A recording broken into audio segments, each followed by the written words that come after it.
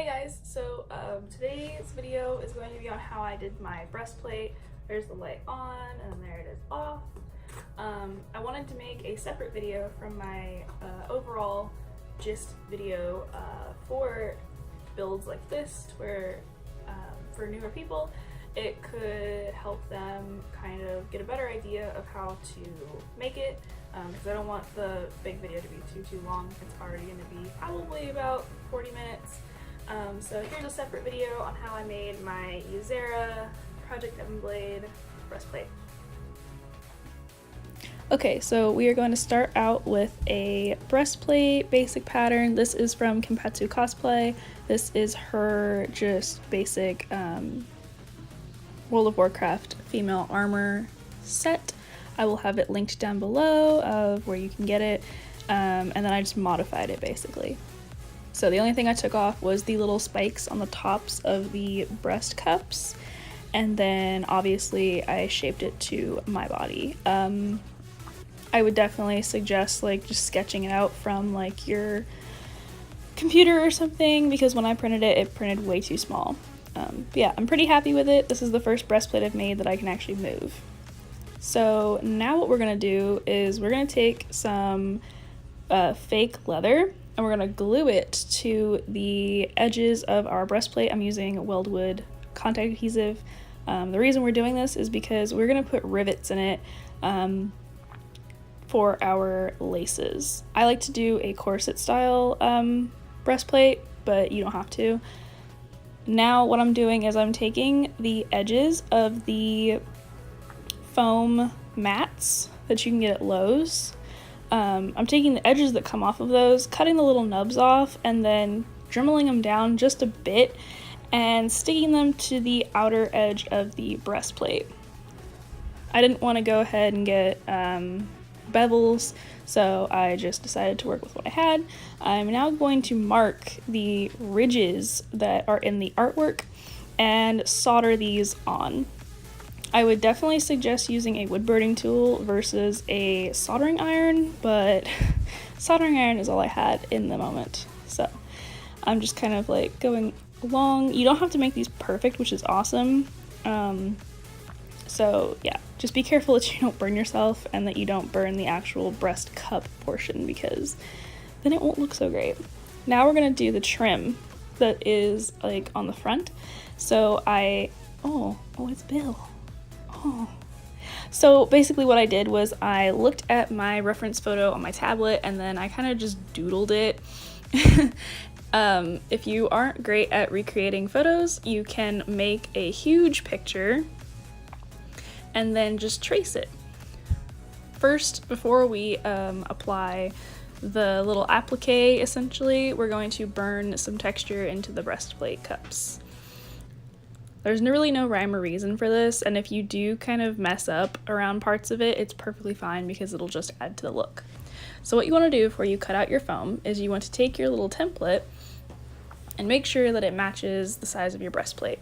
How I did that was I pretty much took my breastplate pattern and kind of just like pinched it so that it was articulated, and then I traced it, and then I traced that inside of the picture of it, if that makes any sense whatsoever. And then I just cut it out of 2mm craft foam from Hobby Lobby.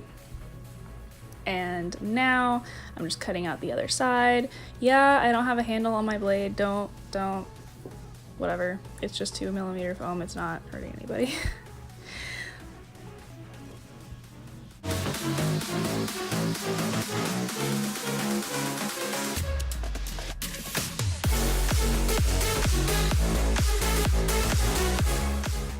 Oh, and I don't think I recorded it, but the little scales that are on the front and side is pretty much a 5mm EVA foam, I believe. And I just made a little scale pattern and glued them on. Towards the top of it, they are 2mm, and towards the bottom, they are also 2mm, but I think I will be changing that before the convention. The little stripes on the sides are EVA foam bevels from Cosplay Crafts, I believe. They could also be from TNT Cosplay. I'll have to check and link them below. But Cosplay Crafts does some really good ones. So now I'm just priming it with Mod Podge I'm doing a pretty hefty layer.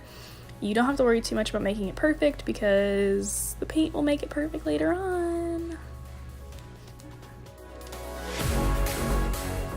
Okay, so then I coated it with a nice thick layer of black spray paint. I use the Engine Enamel from Rust-Oleum. It is my all-time favorite for pigmentation and overall gloss.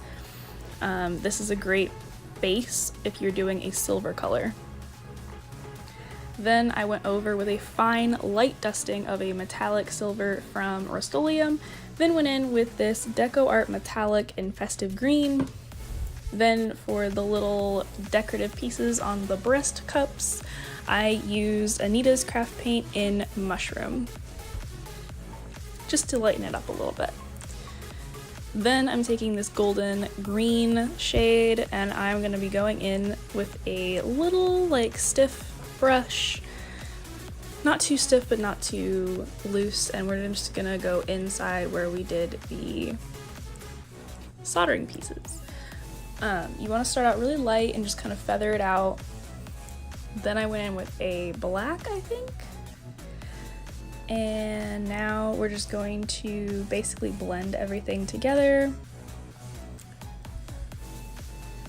So just get a little on your brush and then you're basically just going to kind of like go crazy. You're gonna first go around the perimeter and then whatever's left on your brush, flick it outwards. I hope I'm explaining this okay. If not, I feel like I'm more of like a visual teacher more than like a actual teacher. So hopefully the visuals here are going to help someone.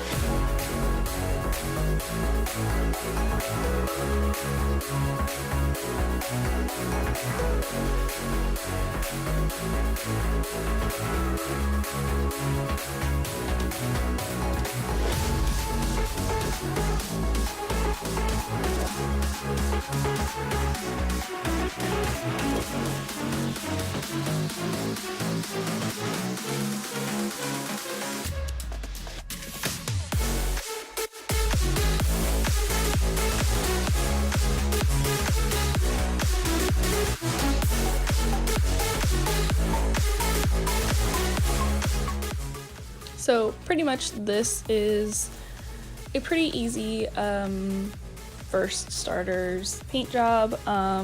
What I'm doing here is just kind of giving some dimension with black around the little decorative applique pieces. And if you're wondering what the gem is made out of, usually I use resin gems, but for this one I ended up using a plastizote for the gem, which if you're unfamiliar with plastizote is a translucent closed-celled EVA foam. It looks a lot like the packing foam that you get for your plates and stuff, but since it is a closed cell, you can heat it up, you can shape it, you can use a soldering iron on it, and it really won't like disintegrate like a packing plate material would. So it's really good in that term. And another reason that I decided to pick it versus a resin gem is that since the breastplate was going to be moving around and such, I wanted it to basically be the same material as the rest of it. That way nothing would pop out or any adhesives would break or anything like that, since it is a flexible material versus a resin material. I really hope that I was able to explain the paint job portion. I'm really bad at that. You wouldn't expect that considering I used to teach art, but I'm not great at teaching when I'm not there physically. So yeah, hopefully this explained anything. If you have any further questions, you can always ask me in the comments. But I'm just gonna do some like detailing around here. I went ahead and took that same Deco Art metallic and went around the top portion of the bottom piece, like the actual base where the little scales are, because if you look in the artwork, it kind of has a little bit of a green tint to it. So then I took that same mushroom color and went over with like some highlights because I couldn't find my white paint pen at the time, but I liked it anyway. It looks pretty nice. So here it is, all painted and finished. There's the light inside, so it's easy for me to turn it on and off. Pretty simple. I wasn't too concerned that the little spiky things on the sides were ending super soon, because it's going to be covered up by a cape anyway. So yeah, here is the current progress of her. Here it is on. You see how I have the little 2mm scales kind of flare out? I don't like that, so I think I'm going to change them. But you live and you learn. If you have any questions or anything about the breastplate, please comment them down below and I will try to get back to you. Yeah.